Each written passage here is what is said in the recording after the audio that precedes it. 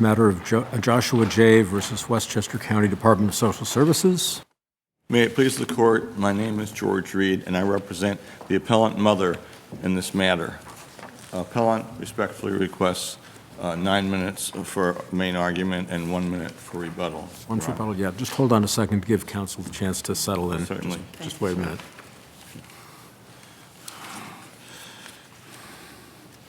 There's no question that the statute... Counsel, I'm sorry to yes, interrupt ma'am. you so early, but just, I think it will affect the way I am able to approach the rest of your argument, and I'm not trying to be cute. What is exactly the remedy you are seeking? Well, I mean, this case is in fact unusual compared to anything else I can remember arguing, because usually I come into a courtroom knowing exactly what I want, and it's just one thing. I mean, I actually see three possibilities here, and I think that probably a combination of them would work the best. The first possibility, which wouldn't even involve mootness, is to expedite the appeal, but there's so many ways that could go wrong, because to get it all done in 6 months. The second one is the one that I focused on. I'm sorry, you said 6 months. What's 6 months? Okay. I thought we had 60 days to decide the appeal. Oh, the entire appeal from the date the permanency hearing is decided in family court. Yes. Until the next permanency hearing, right? Well, that's right. Are those 6 months or 60 days? I might be confused. They're every 6 months. I'm not sure what the 60-day period would be, but the 6 months. That's a concept I introduced, which may be a product of my misunderstanding. Okay. The 6 months. So the permanency hearings, and Yes. when we normally think of permanent, we think we're done. But these are reoccurring hearings, a number of them. Every 6 months they happen, correct? Right. The word permanency here refers to the reason for those hearings, that the federal government wanted people not to languish in foster care. And things change during the time, so they want them timely decided so that there's some finality with respect to the circumstances of the parties involved. Right. They're trying to avoid a situation where somebody actually goes through their entire 18 years in foster care, which can be extended to 21 voluntarily. Okay, so what's the second thing that you're looking for? Well, You were giving, you were answering my colleague's question. right. The second one was an exception to mootness, which I... And why does the current standards applied with respect to an exception to the mootness doctrine, why are they inadequate for the circumstances here? Why can't the appellate division apply their discretion and deal with cases as they come before them? Why does your client need a different rule? Because it's been a total failure for the 20 years since this law was initiated. It began in 2005, and by 2007 we had the first appellate division decision. So what would your rule be? And so what I was saying was that there should be an exception to mootness. And the third thing that I was saying... So every case would be heard? Well, every 6 months? It's most likely to, okay, it's most likely to come up in cases which are incremental. Because if, to say some other cases aren't incremental, if in the subsequent hearing, because... Can you explain what you mean by that distinction before you continue? Some are incremental and some are not? Well, because what I'm saying is that the permanency hearings, the problem that comes up, the reason the appellate divisions dismiss these appeals is because they say there's already been another permanency hearing since then. Now, if that permanency hearing results in the return of the child, it's unlikely the parent is going to be persisting with the appeal. This case is a little unusual because somebody had to get the issue to the Court of Appeals after all these years. And the mother does want to, I want to make it clear, the mother wanted this appeal to go ahead. It's not a question of my just deciding to take it. As a matter of fact, there was a prior appeal. I think it was Peter T. It's one of the ones in the case, we didn't discuss it in the briefs because it didn't really matter. But Counsel, I'm sorry to interrupt, but do you have any idea of what the consequences of a judicially created mootness exception would be as a practical matter? Because there are a lot of these permanency orders issued every day in courts all around the state. And granted, if the the result of the permanency hearing is returned to the parent, you're not going to get an appeal. But I would think that there are a lot of them that don't end up that way, and there might be a lot of parties who want to appeal them. So I'm just thinking from an operational perspective that that second option could be kind of cataclysmic. It's, well, I can't call it cataclysmic, I call it burdensome. And I know it's burdensome on this side of the bench, and although I don't understand exactly how the appellate division handles cases, I know there are a lot of clerks working there, a lot of people have to do different steps that I'm not involved in. So I know it's tough to do something in 6 months. Election appeals are faster than 6 months. Issues. But they're also impacted by the parties. The parties, we started out the question in the other case about an expedited appeal. And even if one were to file an expedited appeal, the appellate division is limited by the parties actually perfecting their appeals and being ready. People ask for extensions, et cetera. And because of the number of these cases, and the appellate division hears a number of family court cases, they would be flooded with the ability and hampered in their ability to resolve cases expeditiously. Well, except that flood isn't occurring because, I mean, I did the math without the statistics, and I could figure out there had to have been, thousands over these 18 years, let's say, thousands of permanency hearings that resulted in extension of placement where the parent was aggrieved. And But you're yet, saying change the rules, so change the rule in a limited circumstance? And they have to have aggrievement, and then they would get them? Or well, what are you aggrievement saying? is, if the parent isn't aggrieved, then there's no appeal. I mean, so it would be aggrieved, meaning that the parent doesn't like the result and wants to appeal, right? So is the basis for the mootness exception simply regardless of the merits, the fact that there's a particular time period during which you move from one permanency hearing to possibly the next permanency hearing, and 6 months is just not going to be enough time, so they'll always be beyond the 6-month period? Is that the argument for the mootness exception? Or is it about the merits also?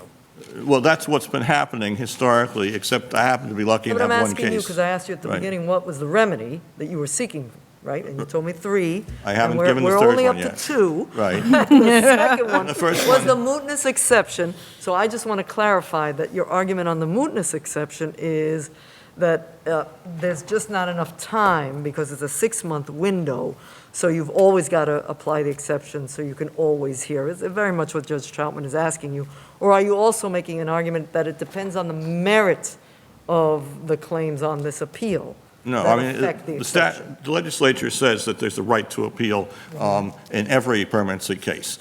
So I'm not asking, I don't think it would be right for the court to say, well, these are going to be burdensome, so therefore you're going to have to make a stronger showing of the merits. I don't think, the appellate Counsel, division. I'm sorry, I Yes. thought your second point, and maybe I just have this wrong, was that they misapplied the mootness exception here, existing mootness exceptions. Is that not the case?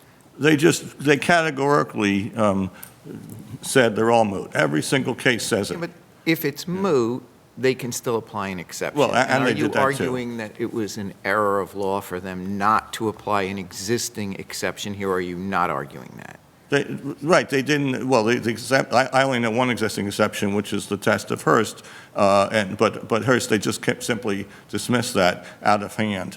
But I took you to be maybe arguing something broader, which is I thought Hearst required a novel legal question, right? Well, this is very novel because it's been so many years that nobody's Wait, addressed it. just let me finish if I can. Sure. I thought you were arguing that in addition to whatever exception Hearst provides, I thought you were saying that there should be essentially a blanket exception, and that there should be no consideration of mootness across all of these cases. Do I have that wrong? Well, I mean, I think it's just simply that if it can't be done in the 6 months, that's I'm not calling it a blanket, but it should feed over into the second category I created, saying that was not created, but Could I first ask you to category. get to the third? And I'd like to, if I can. Okay, so the third category, or the third way of proceeding, which would be to allow the appellate division to get an update This is not a Michael B. situation where they look at it and say it has to go back to family court. It's going back to family court anyway, if, for another hearing, but I'm talking, we need appellate review, not just more family court reviews. And that, as I started to say, the situations where on one extreme, the parents is returned, we're not going to hear about that because the parents are very likely to pursue the appeal. And the other when you is, say yes. to explain how the process would work, the appellate division would get an update. Is that affecting whether it's deemed moot or it has merit? How is that third exception going to apply by getting the update? What does the update do? Well, the update has to be generated by the fact that there's another permanency hearing. Because if for some reason the permanency hearing hasn't taken place yet, like my one COVID case where it took a year because the governor had stayed everything, then you don't have a mootness problem. But in all the other ones, you do. So the mootness is generated, according to the appellate division, by the fact there was a subsequent permanency hearing. So what you'd be doing is, assuming it would be what I call incremental, in other words, it didn't result in the return of the child, it didn't result in termination of parental rights, that didn't happen. So the whole area in between, where they're just, that's sort of incremental, and the question is, should the family court have returned the child on that latest permanency hearing or on the previous permanency hearing? Basically, you're just updating, what the court had already had, and it's not. It doesn't. I just want to understand what. Yes. So what you're saying, I think, but Yes. stop me if I'm wrong, is that there's permanency hearing number one. There's an appeal taken from that. Right. And before that appeal is decided, there's permanency hearing number two. And by update, you mean that the record in permanency number two would be added to the appeal on number one? That's the update? Right. What they could do is the transcript isn't very hard to get quickly anymore. But how do we do that? The clerk's office in the family court sends the new record, which is. No, I didn't mean mechanically. I mean, where's our authority to do that? Well, it's basically just, it's working on the original record, so it isn't like a whole new appeal. It's just saying, here's the original record, and on a subsequent hearing, we heard that the mother was Well, doing better or whatever. how does that affect the right to appeal on appeal number two, on permanency hearing number two? What about the right to appeal on I'm permanency? saying, what happens if there's some complaint that perhaps in this example the mother has regarding the decision in the second permanency hearing? Do they file yet another appeal? Well, they should. I mean, they should, but then. And then on that appeal, is the AD bound by whatever it decides in the appeal regarding the first permanency hearing, if somehow it references the second permanency Well, hearing? there could be a sequence of appeals, and then, of course, the mother isn't going to say that she's been totally taken care of on the first appeal, so she's going to try, but. It sounds like a usurpation of the family court's role here, to do that.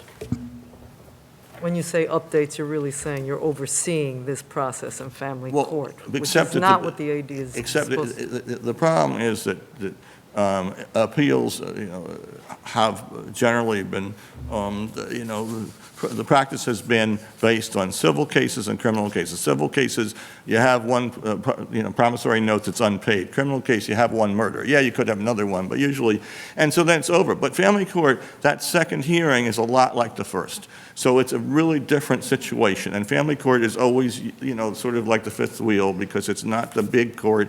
It's important to this court, I know, but it's not the biggest court in terms of the number of. And so are Yeah. you saying here, with the current exceptions that exist, the appellate division is never allowing these cases, using its discretion and applying the exception, they are never allowing any of these cases to proceed on the merits?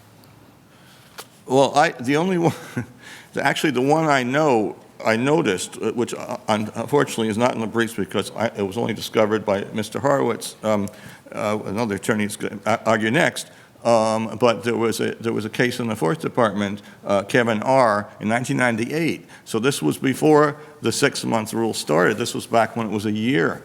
and it wasn't so difficult when it was a year. I had an appeal myself to this court, which was perfected and on the calendar for argument back when it was the 1 year. But this court never decided it because the county of Westchester decided to change their policy at the last second, so it mooted it that way, not because it's past their time, but because they changed their policy.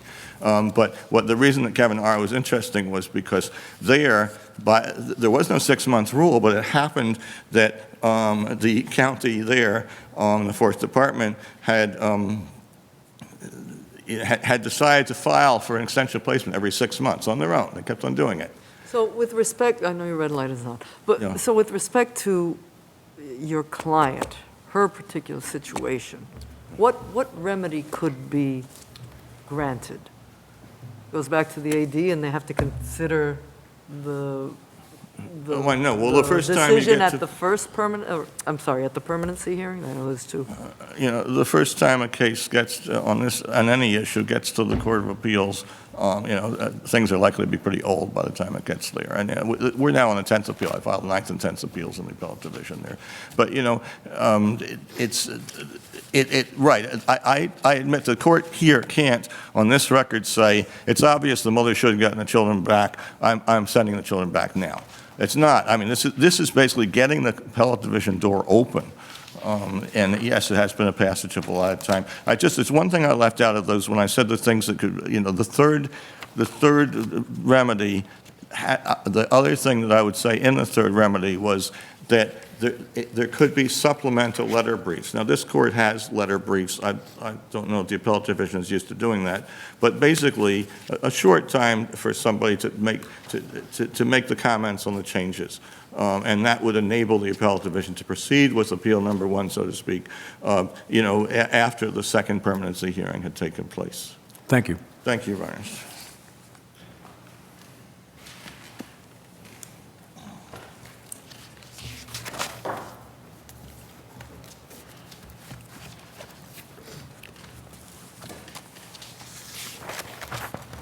Good afternoon, Your Honors. William Horowitz for Joshua J., the child, one of the children in this case. I apologize to the court for coming late. Jumping right to where you left off and answering to Judge Trotman's query, my client's been in placement for 78 months, 6.5 years. And although he didn't appeal every time, yes, the appellate division can be expected to turn down every one of those appeals. Not because we are looking at what is wrong with we're looking at the novelty of decision that they made was correct for now. There was no novelty to these So decisions. how would you fix it? Well, I'll jump to the end of what I was going to talk about. I think we have to lower our expectations about what we can get out of the legislature's intent to have these appeals heard on the merits.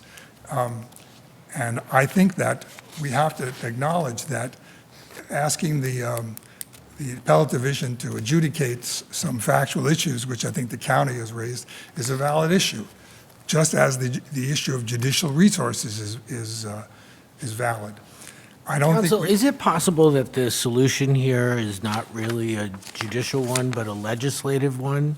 Well, I think there is a judicial, if we do lower our expectations and look to prospective, the statutory regime of the permanency hearings is an unusual one.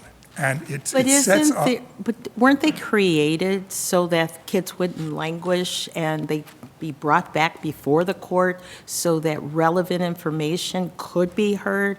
And if circumstances change, they could change Fine. what the That's goal fine. is? That's exactly what it was for, but That's what they were there should be an originally- appellate review of Is what the that what family the court- change? I'm Wait, sorry. but is that what originally this change to the 6 months was for? There was a complaint before about, well, when it was a year, you could perhaps have more of a chance to get an appellate review, but then that arguably necessarily impacts negatively upon a child or a parent who has their child placed, their ability to have final resolution sooner rather than later.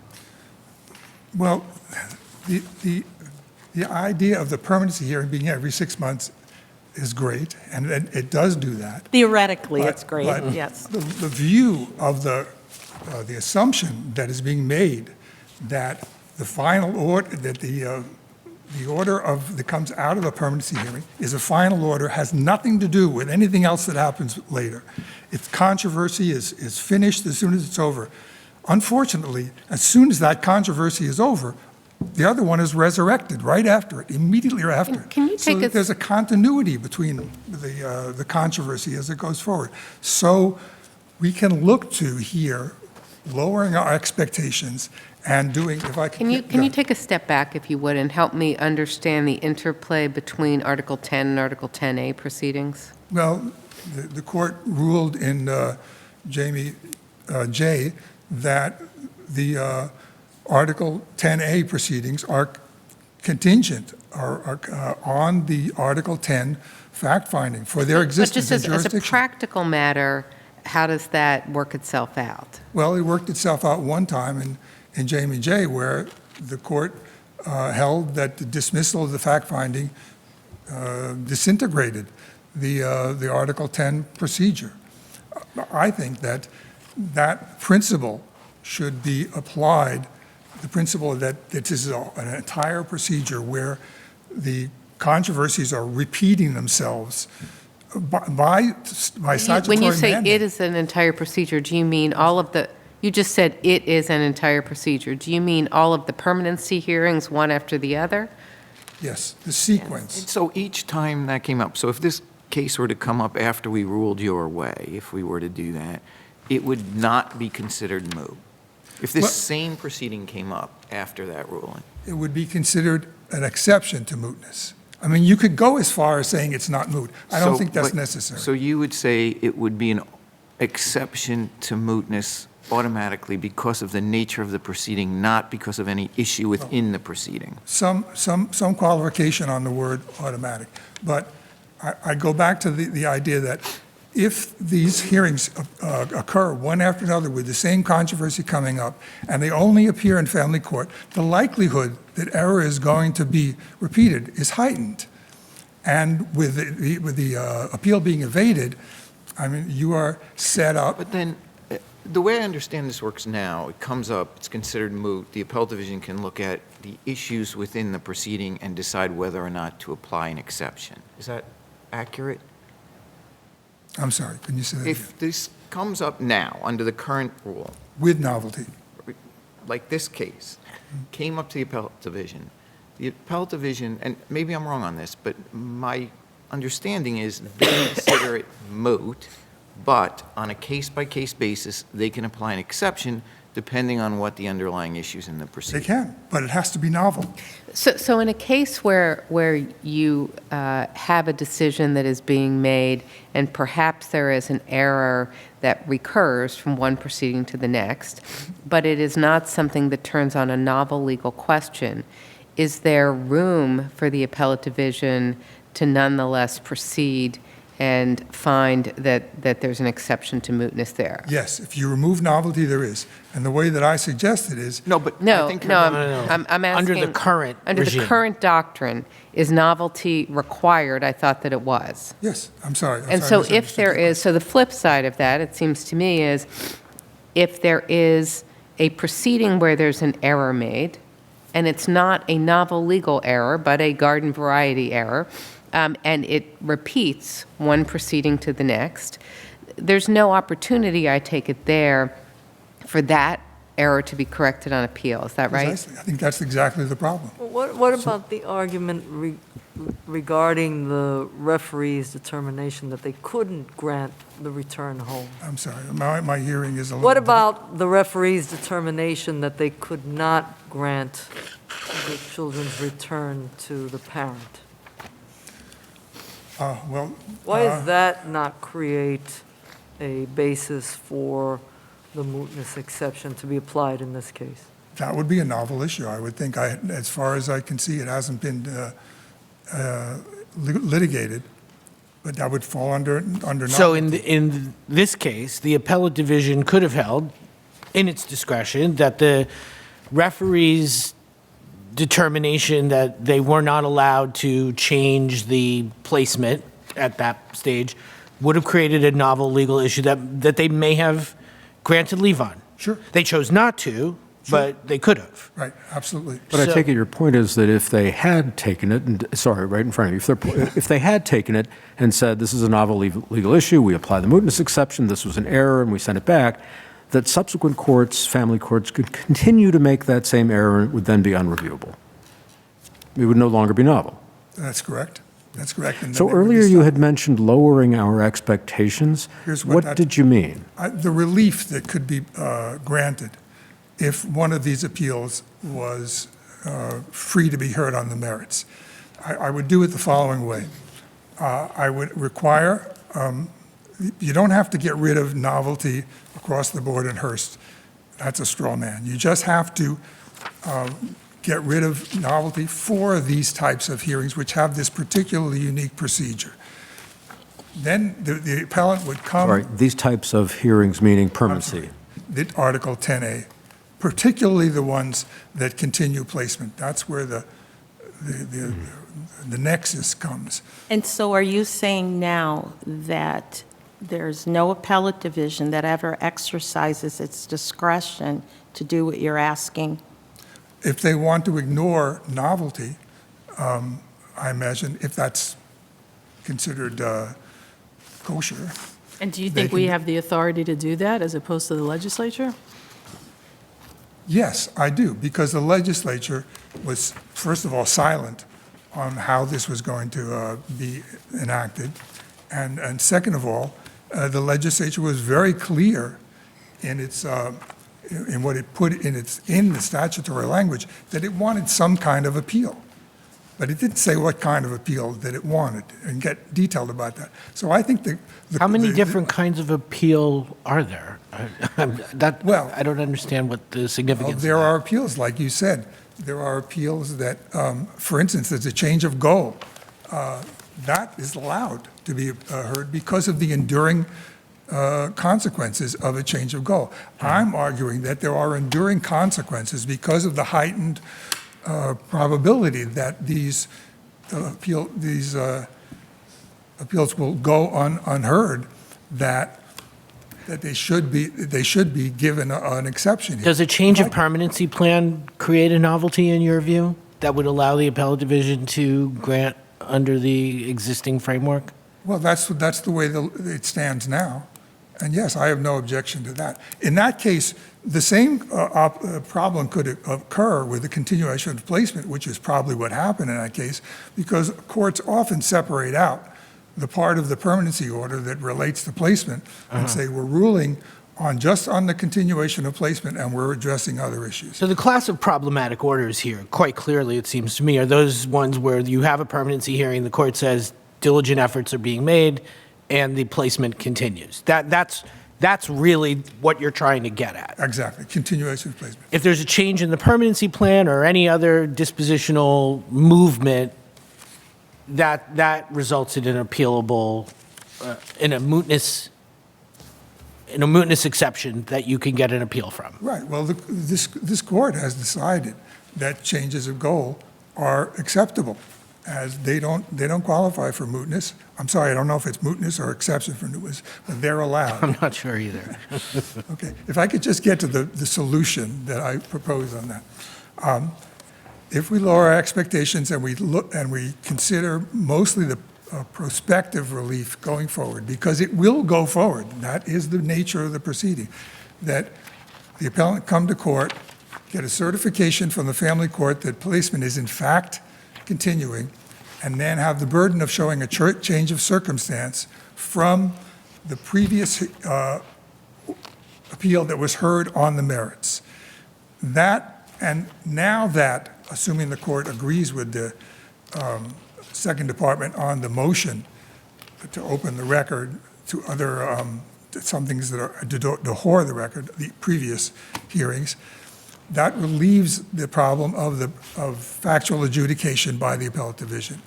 Because we're not looking, as in Michael B., we're not looking for what's happening now. We are admittedly looking for what happened before, because our goal is to stop it happening from again, not to address what's happening contemporaneously, but just to give the message to the family court, don't do this again.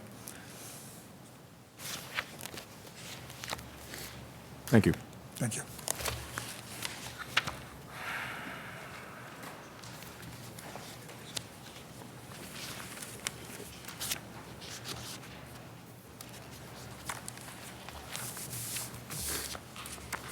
Good afternoon, Your Honors. My name is Joan Iacono, and I represent Christopher J. in this matter.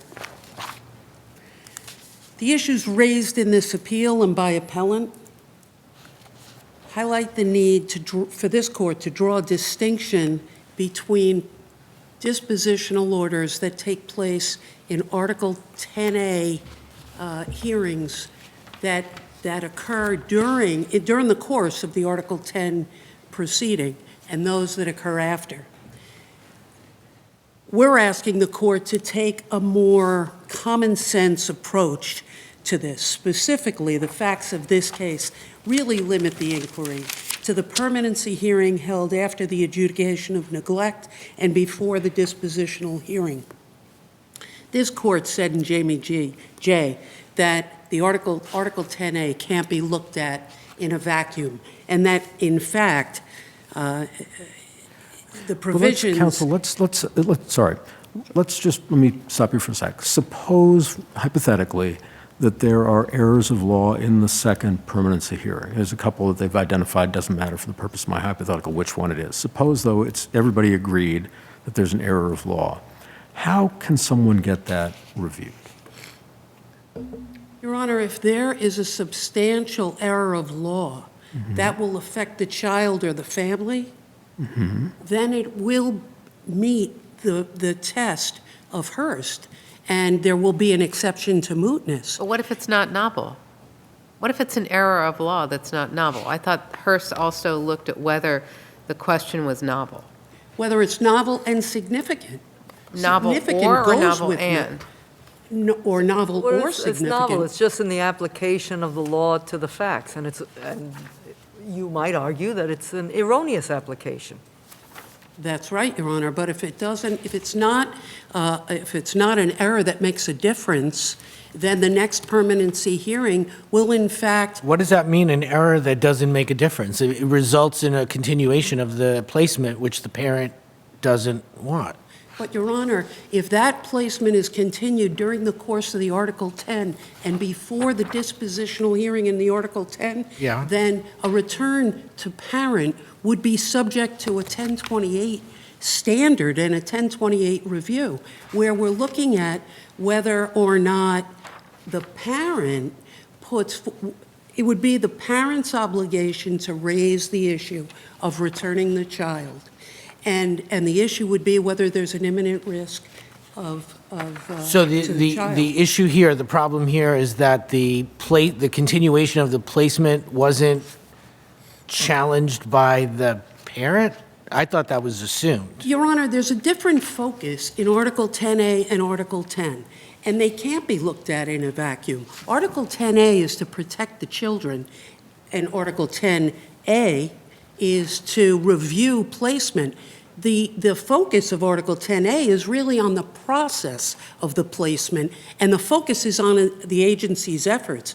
In an Article 10... So are you saying that if the parent really wanted the child back, they shouldn't be making the request at the permanency hearing? They should make some sort of 1028-based request? They can make the request during the permanency hearing, but then that would trigger Article 1028. And if there's already been a 1028 hearing, then they would have to show that there's a substantial So you're change saying of there's no problem circumstance. here because it's, to the extent that there's an aggrievement, it's happening in the wrong place? Your Honor, I don't see that there is any aggrievement to the mother or to the child here, because in fact, there's never been a disposition under Article 10. And if the court draws a distinction between Article 10A dispositional hearings and Article 10 dispositional hearings, then most of these issues will be clarified. So The what record- relief could the mother, if we were to do what's being asked by appellants, Yes. what relief could she get if the appellate division, instead of doing what it did and didn't moot it, what relief would they then be ordering for her? Since, as you say, the child cannot be returned until you go through a subsequent step. Your Honor, I don't mean to imply that a child cannot be returned. My point is only that the focus during a permanency hearing is not on the return of the child necessarily. It's on the process of the placement and on the foster care Okay, status. so here, what relief would she be getting during that process?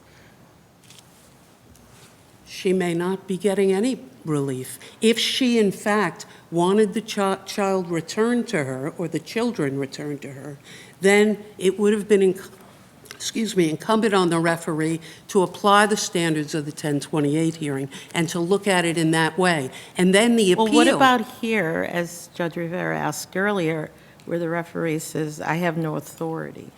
That was honest, that was admittedly an error on the part of the referee. But So why can't that come before the appellate division? Why isn't that a basis for exercising a mootness exception to resolve that? To address that question? Everybody because, seems to think it was error. Your Why Honor, didn't the AD there address had... Your Honor, it was an error, but I believe it was a harmless error. Was there Because- an order of reference to the referee? Is that in the record anywhere? Your Honor, I haven't seen an order of reference. And how about a stipulation by the parties? There was none, Can Your a Honor. referee act without either of those two things? Your Honor, it's our position that, in fact, all the parties continued to act in front of the referee, and the appellant continued with the proceeding. Your Honor, there have been a number of problems with this case, a number of problems. The fact that the dispositional hearing in the Article 10 hasn't yet been concluded in 7 Yeah, but years. Isn't that actually more common than you might think? It's not that common, Your Honor. No? It's not that common. But needless... What's more but- common, 4 years? Judge, they take a long time, and they truly do. But to substitute the dispositional order in a permanency hearing and limit the record to the permanency report and anything that transpires afterwards would do an injustice and perhaps a disservice to the children affected by that order. But here's what I'm struggling with. Take what we have here. Suppose there are a series of mistakes made in one permanency hearing after another, like the one here, which you said, it was an error with regard to the referee's view about whether they have authority to return the child. Yes. And so that happens. If there is not an appeal that lies from that, then how does that ever get corrected? And that could go on for years and years. Your Honor, by construing these two articles, Well, just stick with the permanency hearing for a moment, if you would. If your view is that an appeal would not lie here, then a mistake like that could recur one permanency hearing after another, and there won't even be a determination, it seems to me, about whether or not it is in fact appropriate to return the child. Is that right? Your Honor, the issues here and the mistakes made in my opinion, were in fact significant and novel, in that it was one after another. Then that should give rise to an appeal under Hearst, no? It should, exactly. So you agree that an appeal does lie here under that particular, for that I particular believe appeal? that, yes, because of the repeated number of mistakes made with respect to the reference and the referee's determination, yes, I do believe an appeal would lie. So are we just talking about whether or not the appellate division abused its discretion in applying a mootness exception? You could look at it that way, Your Honor. I think that to eliminate the majority of these issues, if this court would draw a distinction between the Article 10A and Article 10 proceedings, those issues would disappear. What do you mean by a Because- distinction between the two? I mean, the statute allows for expedited appeals in 10A proceedings expressly, right? It does, And it but an says article... that you have to request the transcript within 10 days. It says the transcript you have to perfect the appeal within 30 days of receipt of the transcript, Yes, and so on. an Article 1028 hearing and an appeal from a 1028 disposition gets an automatic stay. There can be an argument made to return the children during the pendency, or whatever other argument appellant would like to make, but there's a different standard. Under 10A, the focus is on the agency. Under Article 10, the focus is on the appellant and on the actions of the appellant and whether or not there's been any rehabilitation. The record is expanded. Was there any, under the statute, Yes. pick whatever article you want right now, was there any path for her to have gone to the family court judge to seek corrective action so that the referee would know the expanse of their authority? Understanding that an appeal will take a long time at best. Your Honor, if it's not mooted out. she could have requested a return to parent under Article 1028, which would have brought the matter back to the IAS judge. But I thought you were saying she could do that under Article 10A as well. No, under Article 10. What I'm saying is, But you when have to look sorry, at when you said what's- the referee made a mistake in stating the referee had no power to return the child, that was in the permanency hearing, That was in a permanency hearing, which is a exactly. 10A. Which is 10A. I And that- think if there's a that's- higher standard that has to be applied in a 10A hearing that's held during the pendency of the Article Okay, 10. so in that because context, could she have gone to the judge? What is your answer to that? she could have, not in an appellate manner, No, I but understand that. but she could have requested a 1028 hearing return to parent. Your Honor, I see that my time has expired. Would you like me to continue? Are there other questions? Thank you. Thank you very much, Your Honor.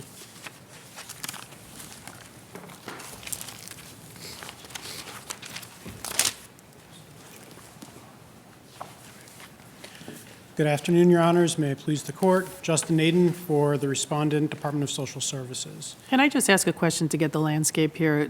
Is the mootness exception never applied, or is it applied regardless of novelty? Like, what goes on in practice? Mootness exception is applied in permanency hearing cases, and I do apologize, it's not in our brief, but, I did look, there have been cases among various departments, and we would be happy to supplement, a letter to the court if you want a list of some of them. And those But are cases where there's no novelty argument that's made at all? where there is usually a novel issue. Okay, and so to pick up Judge Singus's question, are you aware of appellate division cases where the mootness exception is applied in the absence of a novel question? I am not aware where it's been applied in the absence of a novel question. However, Was there a novel question in this case? there is potentially a novel question, as I think, the court and everyone else has alluded to with respect to the referee issue. The department believes that that does not necessarily warrant an exception in this case under Hearst. And this is the way it is in Westchester, is normally when you have these predispositional permanency hearings, they're in front of the family court judge. For whatever reason, there were a couple of hearings here that happened in front of the referee, predisposition, but then they went back, they started before the family court judge, they went to the referee, they went back to the family court judge, and they've gone back. So you don't have the likelihood of repetition going forward with these parties. Same question I asked counsel. Is there some path that she could have asked once the referee says, this is not within the scope of my authority, that she could have sought the family court judge to take corrective action or to have corrected that misunderstanding? Yes. I mean, first, you can ask the family court judge for a conference and say, we had this issue come up. The second thing would be, the next time you're in front of the referee, the appellant could have said, we do not consent to proceeding in front of you. And at that point in time, the referee would have to refer it back to the family court judge. That would be 6 months later? No, it would be it would, at the time of that the Yes. first permanency hearing, Yes. you potentially have an issue because you're already in the middle of the permanency hearing. But when it came to the following permanency hearing, it wouldn't have been 6 months later. We're not consenting to this permanency hearing being in front of you, and then it has to go back to the family court judge, and they have to hold the permanency hearing at that time. Would that delay the hearing at all? It would depend on the judge's schedule, but generally with permanency hearings, they do get, and there's statutory timeframes, so they get them on the calendar. It couldn't be 6 months later. It couldn't be 6 months later. Could it be that, there's a couple of weeks before you get in front of the judge? That's always possible, but it wouldn't be the next. Faster than waiting permanency. for an appeal. Yes. So Certainly faster than in your waiting for- experience, is it unusual to have 6, 8, 10 permanency hearings in a case? Permanency hearings in case? No, I would say it's unusual to have this many permanency hearings before a disposition order. I don't believe, And by this, there's 10 here so far, or more than that now? I believe it is around 10 so far in this case. That's not necessarily abnormal. You have all kinds of things that can cause there to be extended permanency hearings, particularly if you're dealing with a termination of parental rights case. And so the permanency hearings continue until there's an adoption, and the adoptions don't happen until appeals on the TPR. And so those can be extended periods of time where you have. But it's the numerosity before the disposition hearing that you say is unusual here. Correct. I would say that more typical experience is after fact-finding, disposition, typically be completed within 2 years.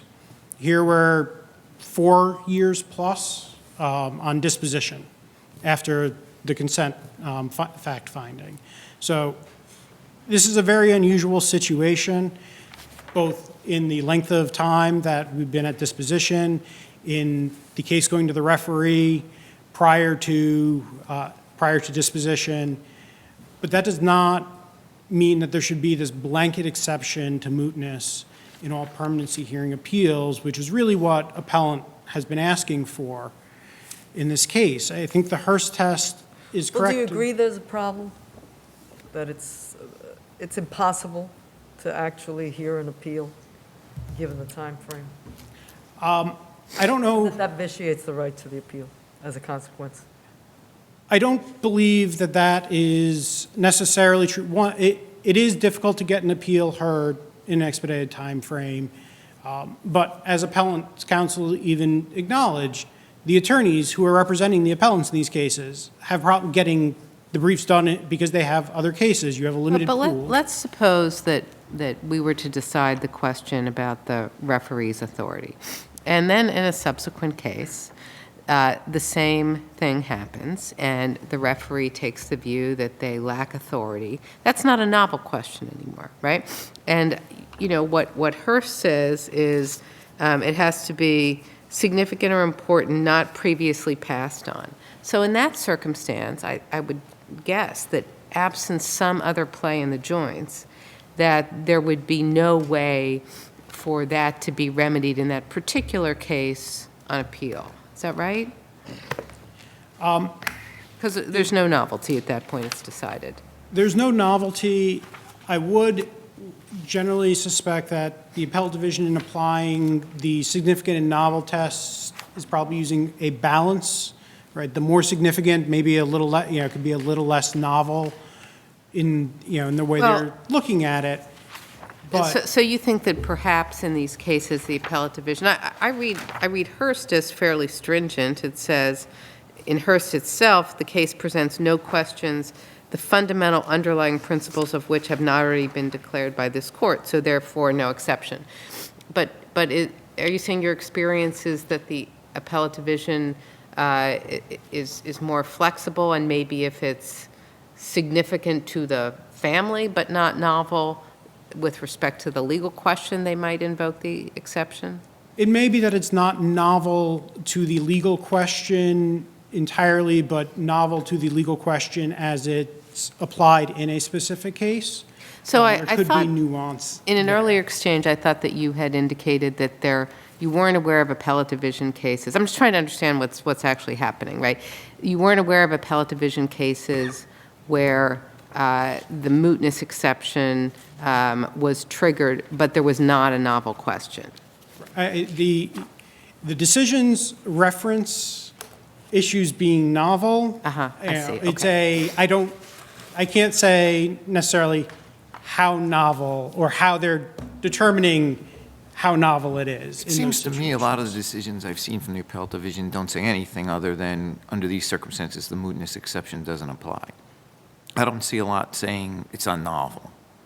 I do agree that often the appellate division, when they are saying that something is moot, they don't go into great detail as to why they don't believe And you the think exception that applies. that's maybe because they're keeping their powder dry, so in the next case, even if it's maybe not so novel a question, it's significant enough that they'll say that a mootness exception does apply? Is that the game plan here? It's certainly a possibility. I would not speculate to that degree that, they're trying to keep the powder dry. But I would take it, based on your response to my earlier questions, that if indeed, let's stay with the quote-unquote novel question of the referee's error here regarding the expanse, the scope of their authority, if that had been resolved, the AD took it resolved, for whatever reason, maybe we resolve it. That if in another permanency hearing, let's not even say it's the same referee, it's a different referee, who for whatever reason is not aware, I would think that counsel, before running to the courthouse to file a notice of appeal, would print out the copy of the decision and give it to the referee. I would agree, Your Honor. I think that would be. Or go to the family court judge, right? So that even something that may not be novel in the sense of it's an open question, let me put it that way, substantial yet open question in the appellate courts. Once that's decided, counsel, if it's favorable to their position and for their client, would rely on that, as we do with all kinds of legal questions, no? Yes, Your Honor. I would certainly expect that as soon as the referee says, I can't change the goal, that they would come and say, actually, the Court of Appeals said you can, here's the decision on that. I would suspect that would be the more frequent thing, or to then go to the family court judge if the referee still says, can't do anything for. I don't read it that way. Yes, and then they would go to the family court judge on that. And if we decide that it was an abuse of discretion not to apply the mootness exception, what happens? Is it gets remanded back to the appellate division, or do we decide the merits? To the extent this court wants to reach the merits on the referee issue, as opposed to sending it back and then potentially coming back up here again, it is a question of law as to the scope of their authority. I think it could be decided here in the first instance on that. I am out of time, but if I could just address one more thing, and this is to a point, Judge Rivera, I think you had made with Ms. Iacocca, which is, let's say this court does rule on the referee issue and says that was an error. There's no relief for the mother in this case. First, as identified, there have been subsequent permanency hearings. There have been a number of them. They're back in front of the family court judge. So Well, you're not in cases that meet the mootness exception, that's always true, isn't it? That is generally, yes, always true, but just as a note that there isn't any relief here for the mother by hearing this, which is why, if this is an exception to mootness on these limited issues, that makes sense, but this general, let's just make all permanency hearings exempt from mootness, doesn't, because there's not going to be meaningful relief from so many of these appeals, particularly where most of them are just, we disagree with the conclusion that there were reasonable measures taken and the placement should continue. Thank you. Thank you.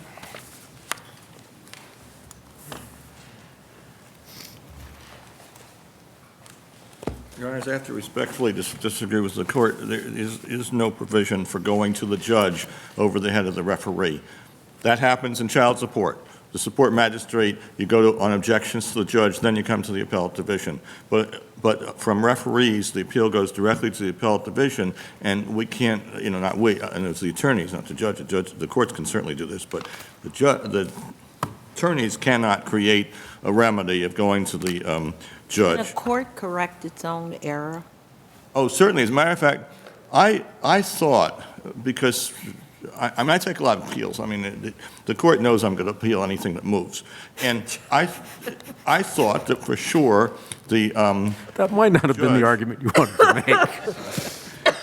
the judge would, hear about this and would say, no, you can't do that, so, And I thought that either that would happen or, well, just that they would tell the referee, all right, this time you have to, not only you can't say that you're not capable of doing option number one, which is return to parent, but also the referee's deference towards the judge. The whole idea of a referee is that they make a speech that they have the same experience as a sitting judge and all that, and then they say, but I have to defer to the judge.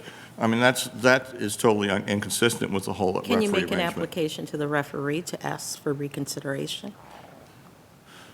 I mean, I argued it. I'm not bashful. I argued. I made it very clear that this is totally wrong. The statute is very clear, and the referee wasn't going to budge. And I even asked the referee the second time, are you still standing by this position? He said, yes, because I really thought by now, 6 months later, she would have gotten the memo from the judge. But it didn't happen. And your view is that contrary to what counsel has said, that if you had then sought for the family court judge to correct this error, that the family court judge would basically say, you have your appeal to the appellate division.